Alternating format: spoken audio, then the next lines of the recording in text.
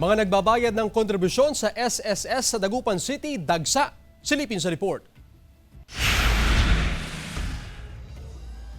Abot na hanggang labas ng tanggapan ng Social Security System ang haba ng pila ng mga may transaksyon dito. Kabilang sa mga transaksyon ay ang pagbabayad ng SSS contribution. Pagkatapos kasi ng holiday break, sadyang dumami ang bilang ng mga may kailangang asikasuhin sa SSS. Gaya ni Aling Laura mula sa Santa Barbara, Pangasinan.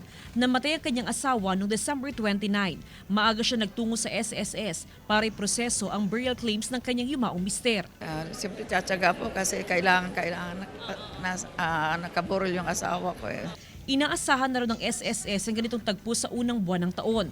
Kaya naman kanselado ang mga work from home na empleyado ng SSS para maasikaso ang lahat ng mga SSS member na may transaksyon. It's the start of the year, we already foreseen that na dagsaan talaga. Maraming holiday last year.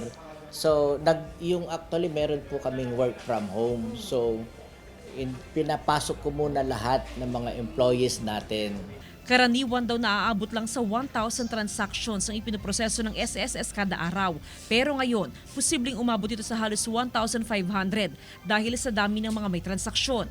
Inaasahan na hanggang sa darating na Biyernes ay ganito karami ang mga SSS member na magkakaroon ng transaksyon sa tanggapan.